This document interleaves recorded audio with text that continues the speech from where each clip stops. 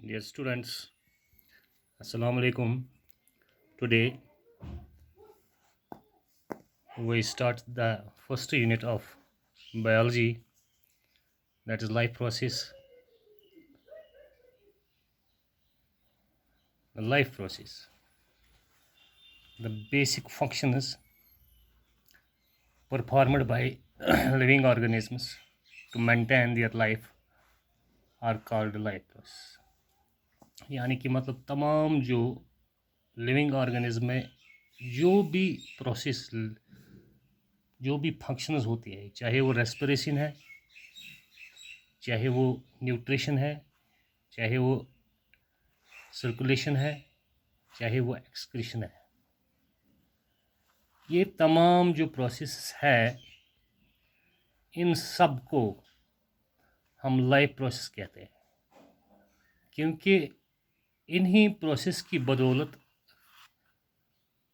एक ऑर्गेनिज्म वो इस अर्थ पे अलाइव करता है। मगर जब हम देखें कि जो ये लिविंग ऑर्गेनिज्म हैं इनको एनर्जी की ज़रूरत होती है। The ultimate source of energy is sun, but there are some organisms which are capable, which have the ability to use this sunlight, to trap this sunlight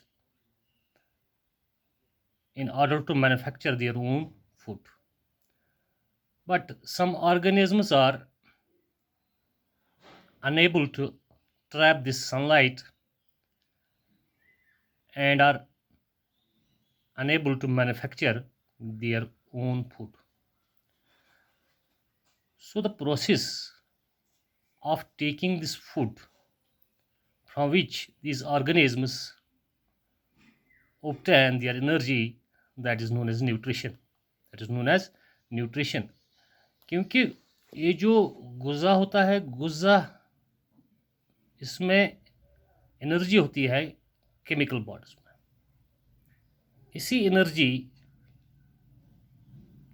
energy को हासिल करने के लिए तमाम लिविंग ऑर्गेनिजम्स वो गुज़ा खाते हैं।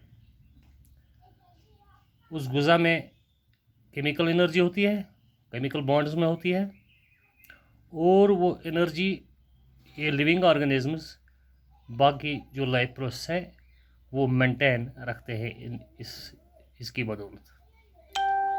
न्यूट्रिशन, अब न्यूट्रिशन क्या है? सिंपली हम कह सकते हैं कि nutrition is the process by which an organism takes food and utilize it is called nutrition. यानी कि मतलब न्यूट्रिशन वो प्रोसेस है जिसमें तमाम जो लिविंग ऑर्गेनिज्म हैं वो गुज़ा हासिल करते हैं।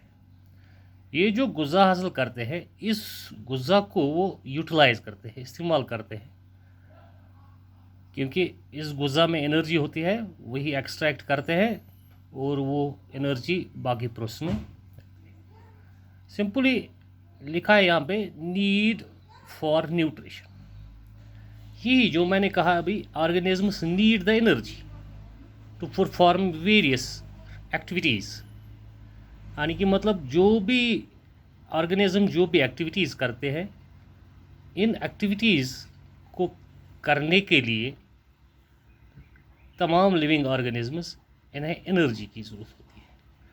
The energy is supplied by the nutrients,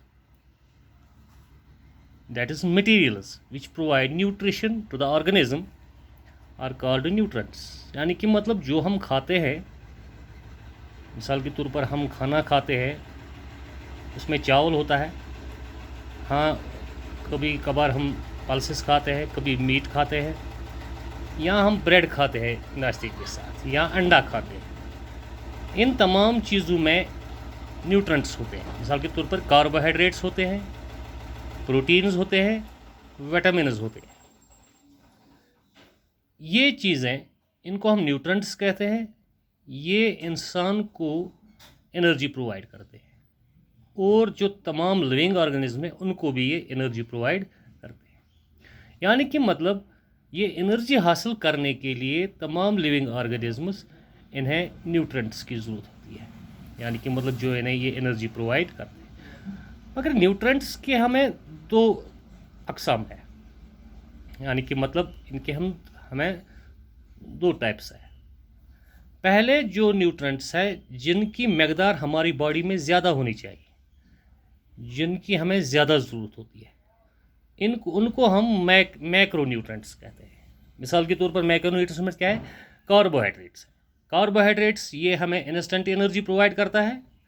proteins proteins proteins और फैट्स, ये जो चीज़ें हैं, इन चीज़ों से ये हमें ज़्यादा मकदार में ज़रूरत पड़ती है।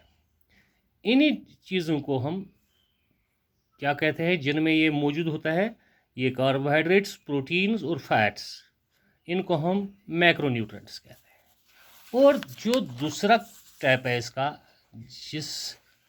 जिसकी मकदार हमारी बॉडी में कम होती है, जिसकी हमें ज़्यादा ज़रूरत नहीं पड़ती है, मगर ये हमारे बॉडी के लिए एसेंशियल है, इनको हम माइक्रोन्यूट्रेंट्स कहते हैं। मिसाल के तौर पर माइक्रोन्यूट्रेंट्स, हालांकि इनकी मकदार तो कम है, इनकी मकदार कम होती है, मगर ये बहुत एसेंशियल होते हैं, क्योंकि अगर इनकी कमी हमारी बॉडी में महसूस हो जाए, डिफिशेंसी हो जाए, तो हमें मुख्तलिफ बीमारियों का सामना करना पड़ता है। मिसाल के तौर पर माइक्रोन्यूट्रेंट्स में तमाम जो मिनरल्स लेते हैं हम, मिनरल्स आते हैं इसमें, और विटामिन्स आते हैं। हालांकि ये तो माइक्रोन्यूट्रेंट्स में आते हैं, मगर अगर इनकी कमी हमारी बॉडी में हो जाएगी तो इनसे मुख्तलिफ बीमारियां होती हैं। अब क्या है कि ये लिविंग ऑर्गेनिजम्स, इनका क्या तरीका है ये गुज़ा हासिल करने का, ये कैसे ये गुज़ा हासिल करते हैं, जिससे ये एनर्जी हासिल करते हैं।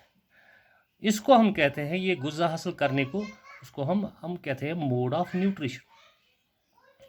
There are mainly two types of modes of nutrition. One is autotrophic nutrition and another one is heterotrophic nutrition. Autotrophic nutrition, the mode of nutrition in which organisms prepare its own food, is called autotrophic nutrition. For example, green plants and blue green algae. यानी कि मतलब